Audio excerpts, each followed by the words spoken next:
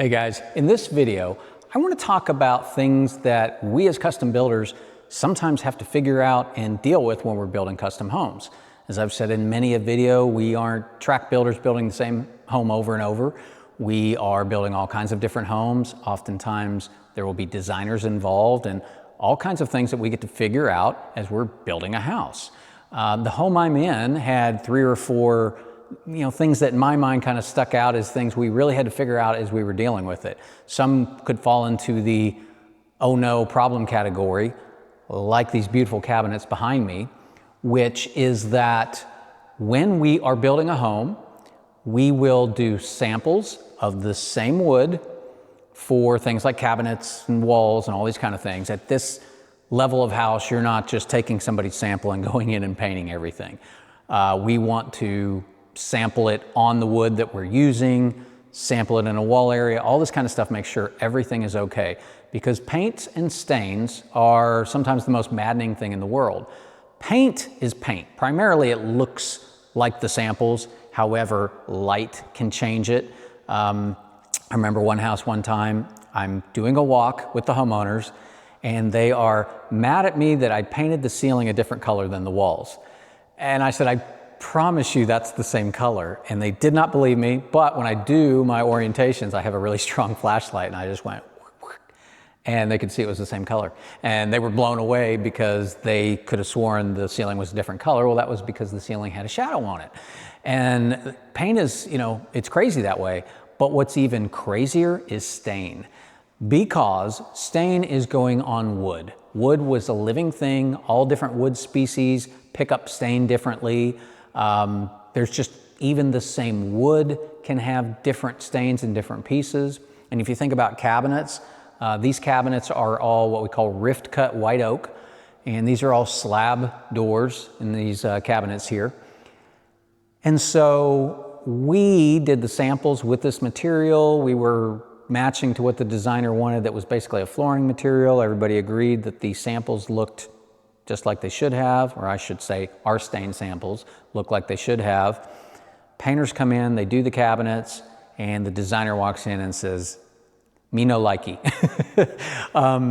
And we did even have some issues with some of these doors picking up the stains different, to the point that a few of these got replaced because it was out of everybody's control what the wood was doing to the stain. I mean, when you're putting the exact same stain on 3 different doors and a couple of them look different, or in this case, like 5 or 6 doors, and we had 2 or 3 of them looking significantly different. It wasn't anything anybody could do. And our painters are really good with staining. I mean, they do high-end homes. They're good at tweaking stains and fixing them. But we found ourselves in a situation where we had stained a lot of this stain grade material in here, and it just wasn't the color that the designer wanted. So it became a quest to figure out how to fix what we had. So we essentially roped in kind of a stain expert.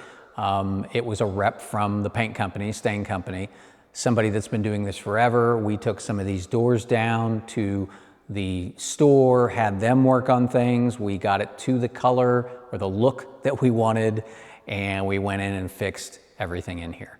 So that's some of the stuff, if you guys are having a house built and your builder stained something and you're saying it didn't turn out the way it was supposed to. I'm not sitting here defending all builders. Some are not that great, some are. But one thing I can tell you is we don't have a lot of control over the ways the wood sometimes takes the stains.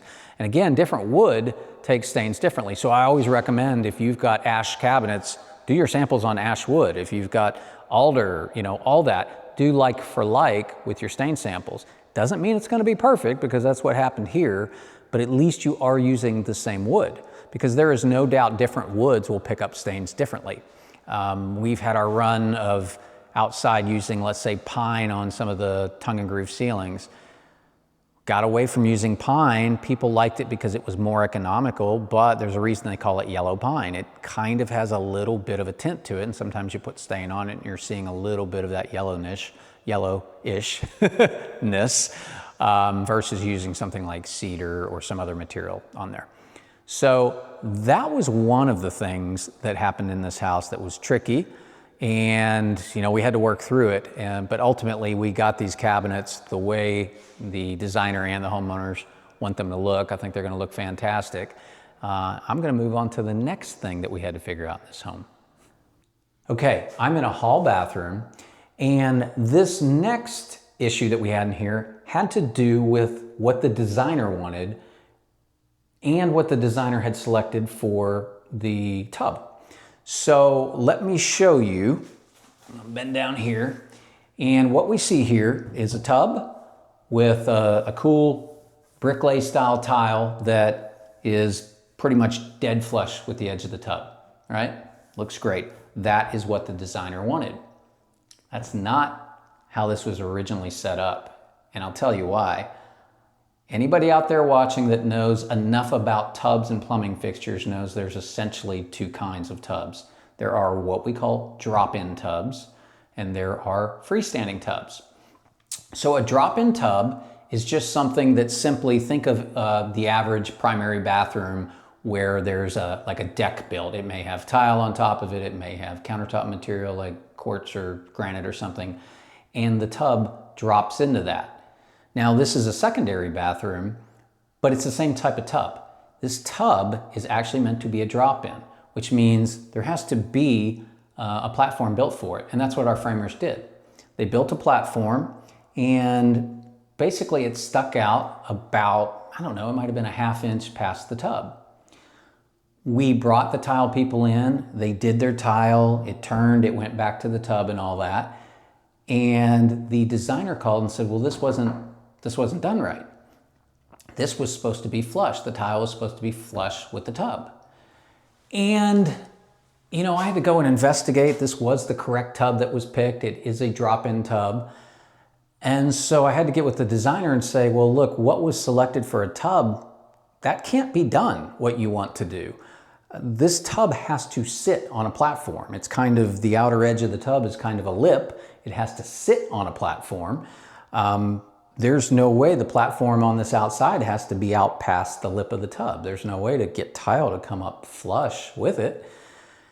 And she didn't love that answer, and we, said we want to try to get this flush look. So what I tend to do with these kind of things is I said, well, let's tear some stuff out, let's look under there, and let's see if we are able to move this framing back so that we can make the tile flush or almost flush. We figured if we needed some little type of trim piece at the top to deal with it, we could do that. But what happened is we pulled the tile back off, we got into the sheetrock, I looked under there, and kind of the way this tub was designed, there was almost an inside lip also, that after looking at it, I told the framer, look, if you get in here, turn the studs sideways so that we're dealing with the skinny edge, move everything back.